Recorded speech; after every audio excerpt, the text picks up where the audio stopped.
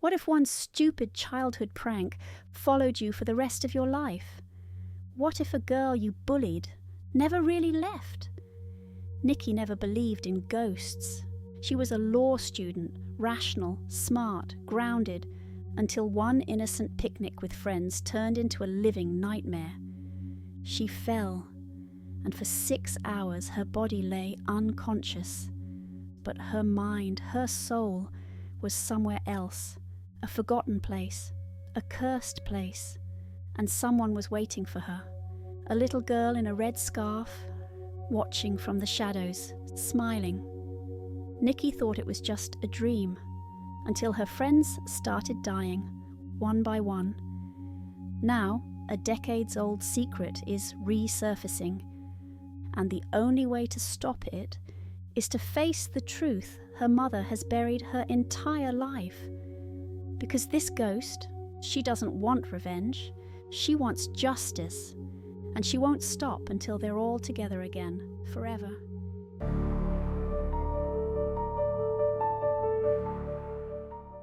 It was supposed to be just a fun weekend. A group of cheerful law students had decided to throw a spontaneous picnic in the forest to celebrate the first warm days of the year. Everything was perfect. The sun was shining, birds were singing, and the smell of grilled food filled the air. They were laughing, joking, and tossing a ball around while the barbecue sizzled. But then, something went horribly wrong. Nikki, distracted by the flying ball, stumbled, lost her balance, and collapsed to the ground. Her body went limp as she hit her head on a tree root. Her friends rushed to her side in panic, but Nikki was unresponsive and she didn't realize she had crossed into something else. When she opened her eyes, she was no longer in the forest. Instead, a thick grey fog surrounded her. The cold cut through her bones like knives. In the distance, she could barely make out what looked like the crumbling buildings of an old sanitarium. Then, a hand touched her shoulder. Startled, Nikki turned to find a young girl, about 12 years old, standing there in a faded red scarf and a vintage scout uniform. Her expression was unreadable, but her presence was deeply unsettling. It was as if she'd been waiting for Nikki, as if she knew her. Suddenly the fog began to lift. Nikki's head throbbed. Her vision doubled. Her lungs burned. It felt like something was pulling her out of that place. And then everything went black. Nikki woke up in a hospital bed surrounded by monitors and the sterile smell of disinfectant. To her side, her mother, Elaine, sat dozing in a chair, her face pale with exhaustion. A doctor soon entered to check Nikki's vitals. Reflexes, normal. Eyes, responsive. No signs of brain damage. But Nikki's voice trembled as she told her mother what she saw. "There was a girl, a creepy little girl. She was trying to hurt me," Nikki said, her voice shaking. Elaine tried to soothe her. "Sweetheart, you hit your head. You were unconscious for 6 hours. That place, that girl, it was just your brain trying to process the trauma." But Nikki was certain it wasn't just a dream. Her panic escalated into a full-blown breakdown. The doctors had no choice but to inject her with a strong sedative. Her eyes rolled back, and once again she was there, back in the mist, back in the abandoned sanitarium. This time the girl was sitting alone on a bench by a cold, still lake, drawing something in the dirt with a stick. Nikki hesitated, but then walked closer, leaning over her shoulder to see what she was sketching. 3 ovals. 2 of them crossed out, 1 only half marked. A strange, geometric symbol. A chill ran down Nikki's spine. The girl suddenly looked up, her expression turning dark. Without a word, a force yanked Nikki toward the lake. She gasped, fighting the invisible pressure pulling her in. She knew if she let go, she'd never return. Just when she was about to give up, everything stopped. Nikki collapsed on the bench, gasping for air. The girl turned, locking eyes with her, and then silently walked into the lake, disappearing into the mist once again. Nikki opened her eyes again. She was still in the hospital room, but now it was eerily silent. No one was there, not even nurses in the hallway. A strange calm came over her, and she suddenly knew with absolute clarity. She needed to leave. The doctors wouldn't help. They couldn't help. What was happening to her wasn't something science could explain. Meanwhile, Elaine, Nikki's mother, couldn't sleep. The pills hadn't worked. Her nerves were shattered. She sat alone on the couch, flipping through an old photo album, chain smoking, haunted by memories she had tried to bury for 30 years. And just as she turned another page, Nikki walked through the door. She had escaped the hospital. Elaine didn't even flinch. Nikki had always done whatever she wanted. But what Elaine didn't expect was that Nikki had already seen something in that album, a photo of the girl from her nightmares. The colour drained from Nikki's face. "Mom, who is this?" Elaine knew there was no turning back now, so she told her everything. "It was over 30 years ago," Elaine began, her voice low and heavy. "I was 12. I'd been sick a lot, and my parents sent me to a children's health retreat by the lake. That's where these pictures were taken." She pointed to a photo of an old building surrounded by trees. "I made 2 best friends there, Susan and Natalie. We did everything together. We shared a room, we played games, we whispered secrets under blankets at night. It was the happiest time of my life." Elaine paused. "But there was another girl in our room. Her name was Lauren. No one liked her. She came from a poor family. Everyone knew it. Even the counsellors whispered about it. She was quiet, awkward. We bullied her, Nikki." Nikki's face tensed. Elaine looked away. "That day we were taking pictures outside the main building. Lauren walked right into the frame and ruined one of them. I got so angry. That night I snuck into her drawer, stole all the candy and treats her mum had sent her, and convinced the other girls to help me eat it, all under a blanket fort. We laughed. We thought she was too dumb to notice." "But she did notice, didn't she?" Nikki whispered. Elaine nodded. "She cried herself to sleep that night. I heard her. And the next day we went to the lake to talk about a boy I liked. He'd asked me on a date. We were excited, but Lauren followed us." Elaine's voice cracked. "She wanted to be our friend. She begged, so I told her. I told her to go into the freezing water and get a ball that had floated out. I said if she did it, we'd be her friends. And she did it." Elaine's hands shook. "She walked into the water fully clothed. None of us thought she would. I just wanted to embarrass her. We left. We didn't even look back." Elaine paused. Tears spilled down her cheeks. "A few hours later, the counsellors noticed she was missing. They searched everywhere. All they found was her coat floating in the lake. Everyone assumed she drowned. No one knew what really happened. And I told Susan and Natalie not to say a word. We made a pact." After finishing her confession, Elaine stubbed out her cigarette and quietly left the room. Nikki sat frozen, the photo album open in her lap. Her heart was racing. That little girl in her visions, Lauren, was real, and now Nikki was sure the ghost wasn't coming for her.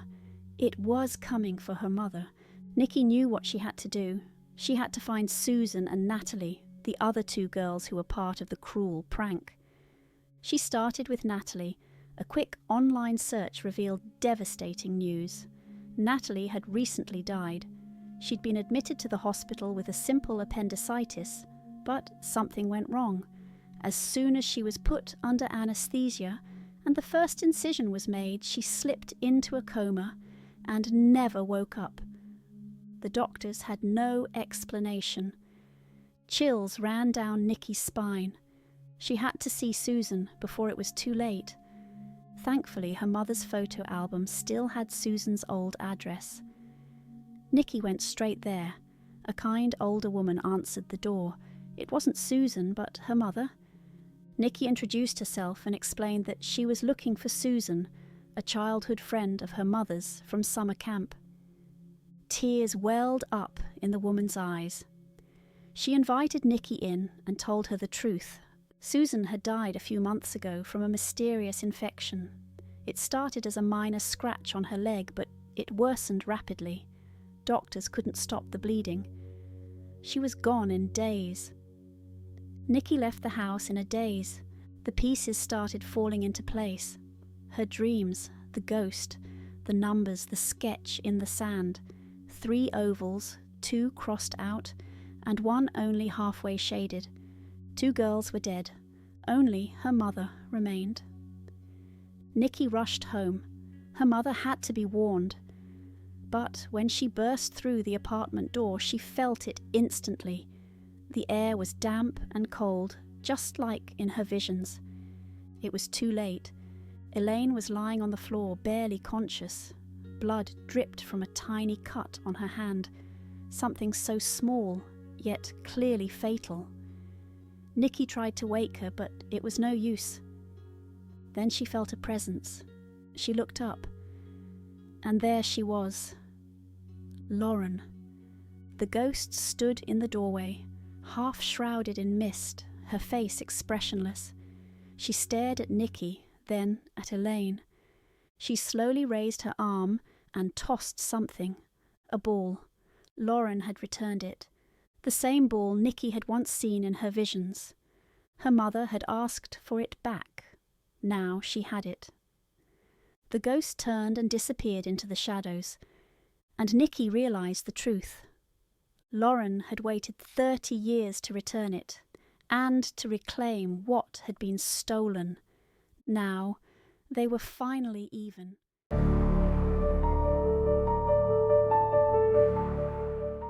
What would you do if 1 stolen coin could give you everything you ever wanted?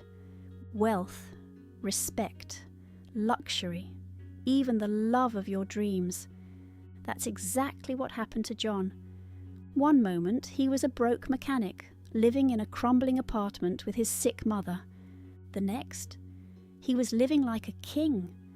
But it came at a price, because that coin wasn't just valuable, it was cursed.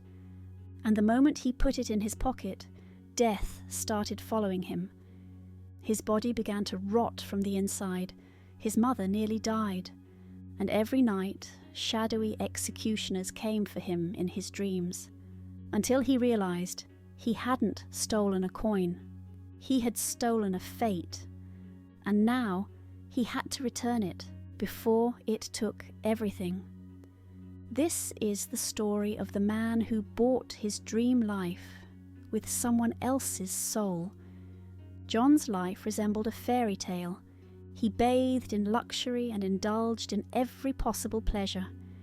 And that beautiful woman belonged only to him because he could afford it. But, unfortunately, only in his dreams. Reality was nothing like that. John had worked as a mechanic his entire life, a simple labourer, honest and unpretentious. He always dreamed of a better life, but had to settle for what he had. He didn't want to wake up. Another grey, joyless day was waiting for him. John slowly got dressed, once again eyeing the modest interior of his small apartment. Worn-out furniture, cheap wallpaper. Everything looked grey and pitiful. He wished he hadn't woken up at all. In the kitchen, his caring mother was already waiting with a hot breakfast, served on a chipped old plate. John loved his mother deeply, but the inability to provide her with a decent life weighed heavily on him.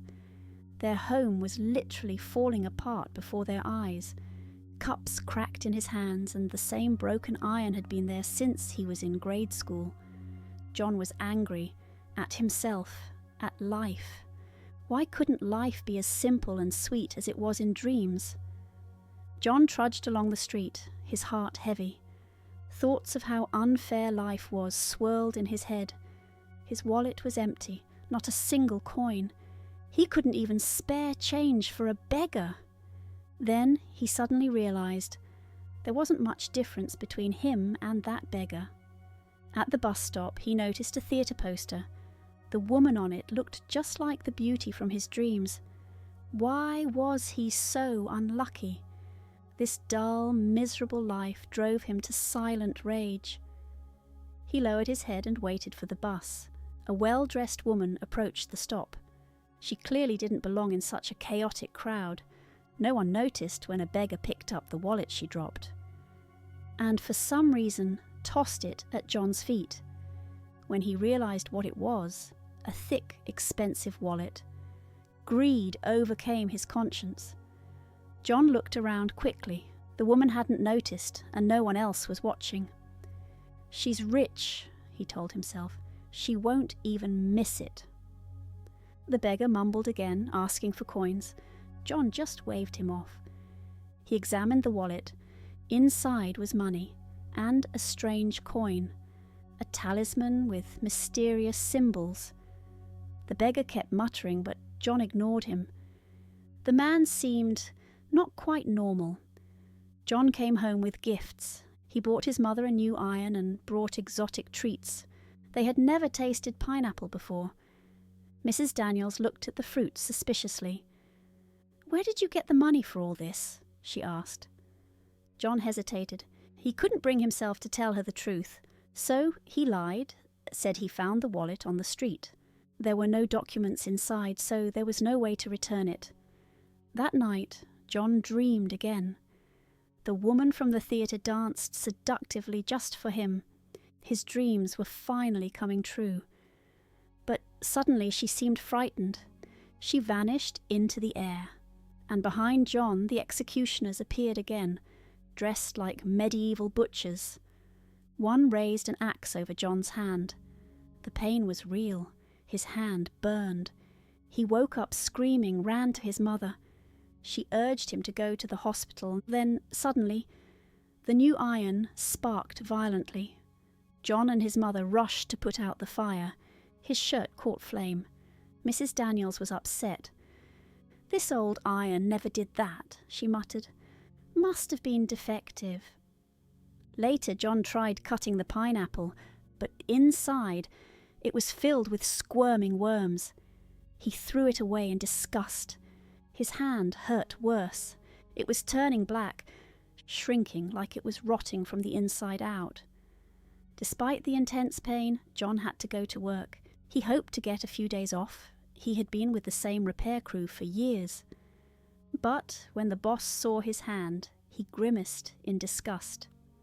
"I don't need cripples on my team," he said coldly, and fired John on the spot. John stood outside, stunned. His hand throbbed with unbearable pain. Just then his phone rang. A distorted voice whispered, "Thief!" John stared at the screen in horror and flung the phone away. What kind of sick joke was this? Immediately the pain in his hand surged. The phone rang again. This time it was his mother. Her voice was weak. She said the ambulance had just left and she needed medicine urgently. John rushed from pharmacy to pharmacy, collecting all the prescriptions. By the time he was done, the streets were dark and empty. In the reflection of a store window, he saw them again, the executioners. He froze. It couldn't be real. He ran, but they were already waiting for him in a narrow alley. Panicked, John slipped and fell, dropping the medicine.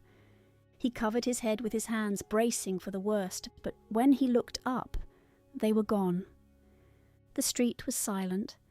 Shaking, he gathered the medicine from the ground, confused and terrified. What was happening to him? John returned home with the medicine. His mother, Natalia, was worse than ever. She couldn't even get out of bed. She thought she heard strange sounds from the kitchen, but she was too weak to go check. John walked into the kitchen. It was the new kettle, hissing and blackened with soot. And then he saw it. Through the smoke and grime, something invisible was writing on the surface of the kettle, the word thief. The same letters were forming on the wall, seared into the paint. Suddenly John felt a sharp sting across his neck, as if someone had struck a match against his skin. He looked in the mirror. A glowing red line now marked his throat. He knew exactly what it meant. The executioners were back. That night he dreamed of the same beautiful woman, but something was different. He was alone in the spotlight.